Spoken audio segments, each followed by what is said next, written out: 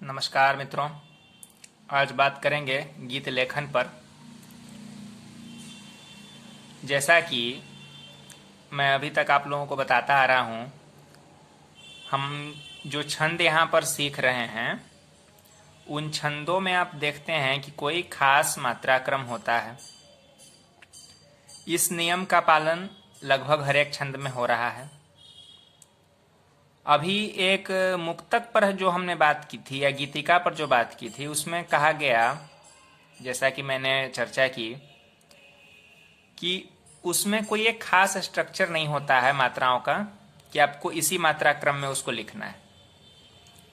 जो हम गीत सुनते हैं, चाहे वो फिल्मों का गीत हो या फिर कवि सम्मेलन में जो कवि मंचों से पाठ करते हैं गीतों का, तो उन सभी गीतों में भी ना ये मात्राओं के साथ यही बात है।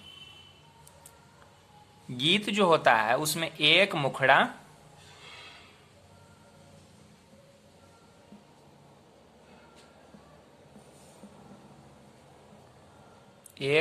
होता है और उसके बाद दो तीन अंतरे होते हैं।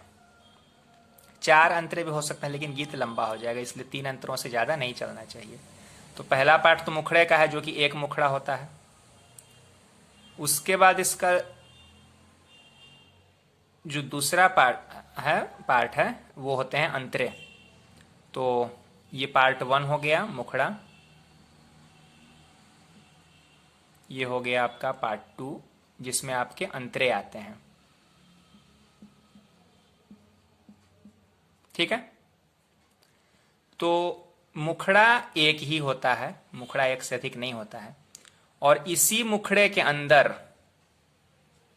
आपकी टेक लाइन भी होती है।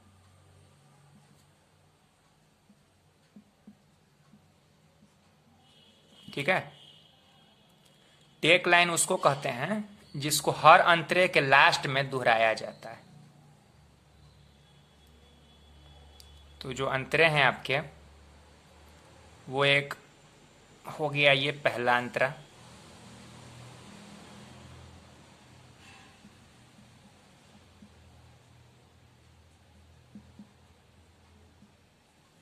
और यही टेक लाइन आपको यहां आ जाएगी।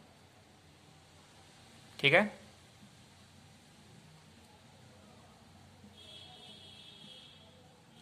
ये आ गई। जब हम दूसरा अंतरा बनाएंगे, इसी तो गीत का ना यही मेन स्ट्रक्चर आपको यही होता है। आपको एक मुखड़ा लिखना है और मुखड़े में एक ऐसी पंक्ति या फिर कोई वाक्यांश या फिर पूरा मुखड़ा भी आपका टेकलाइन का काम कर सकता है। क्योंकि जो नवगीतों में हम देखते हैं कि उसमें एक ही पंक्ति का मुखड़ा होता है, उसमें मुखड़े दो पंक्तियों के नहीं होते हैं।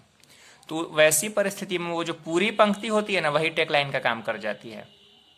अंतरा जो होता है उसके लास्ट में एक पंक्ति ऐसी रखी जाती है जिसकी तुक उस टेकलाइन से मिले, क्योंकि उसके बाद ही उसको टेकलाइन को दोहराया जाता है।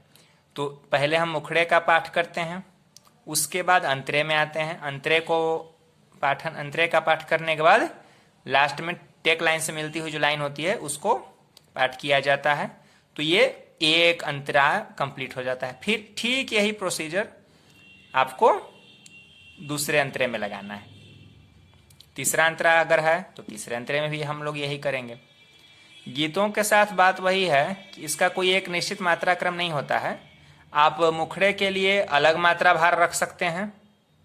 मान लिया कि आपने मुखड़े के लिए पंक्तियां बना ली 16-11 की। ठीक है। मान लिया कि आपने मुखड़े की पंक्ति 16-11 रख ली।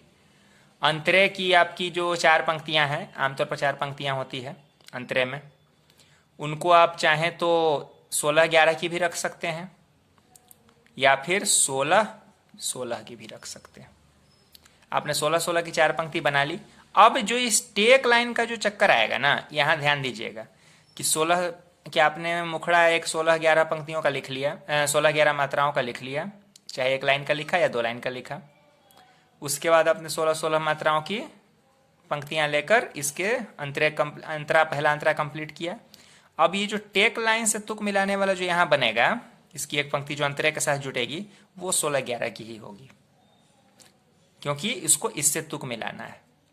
तो गीतों तो उस गीत का स्ट्रक्चर, और फिर जब अगला अंतरा हम लिखेंगे तो उसमें भी यही पैटर्न फॉलो करना है। आपको पहले 16-11 की आपने, मैं एक उदाहरण दे रहा हूँ, ऐसा नहीं कि आपको हर गीत में 16-11 ही रखना है। तो जैसे मान लेते हैं कि जैसे हम यहाँ बात कर रहे हैं, तो इसमें इस तरह से हो सकता है कि मुखड़ा 16-11 का हुआ, फिर 16-16 मात्राओं के हिसाब से अंतरा बना, और लास्ट में एक टेक लाइन से मिलती हुई एक पंक्ति बनाई गई, और उसके बाद 16-11 की पंक्ति बनाई गई, और उसके बाद फिर ये टेक उसके बाद दोहरा दिया गया। अब एक उदाहरण दिखलाऊंगा तो आपको स्पष्ट हो जाएगा। तो आइए उदाहरण देख लिया जाए। हाँ, यहाँ देखिए, दीपावली का शुभ अवसर आ रहा है, तो इसलिए दीपावली से संबंधित ही एक गीत आपके समक्ष यहाँ रख रहा हूँ। पूरा गीत नहीं है, समझाने के लिए आपको मुखड़ा और एक अंतरा यहाँ लिखा है।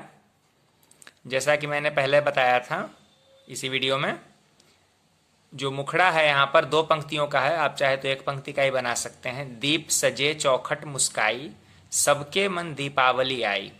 ये 16-16 मात्राओं की पंक्तियां हैं, और ये जो अंतरा है ये भी 16-16 मात्राओं का ही पूरा है।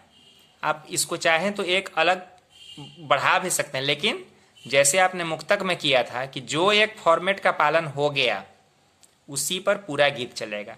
जैसे अगर ये 16 मात्राओं का है, यहाँ अगर मैं 20-20 मात्राएं ले लेता तो हर जो इसका अंतरा होता वो 20-20 मात्राओं का होता। इस पर तो भी मैंने बता ही दिया।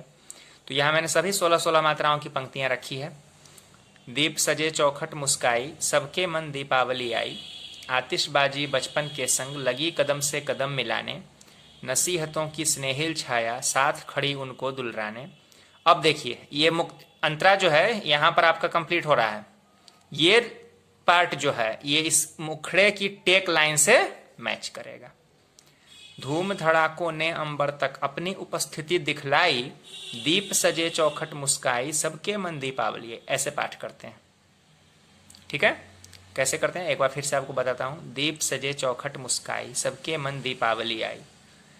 आतिशबाजी बचपन के संग, लगी कदम से कदम मिलाने। नसीहतों की स्नेहिल छाया, साथ खड़ी उनको दुलराने। धूम धड़ाकों ने अंबर तक अपनी उपस्थिति दिखलाई, दीप सजे चौखट मुस्काई, सबके मन दीपावली आई। आप जब इसको, तो ये हो गया इसका तरीका। मैंने जल्दी में यहाँ पाठ इसलिए किया है क्योंकि समझा रहा हूँ, वीडियो का टाइम ज़्यादा नहीं होना चाहिए।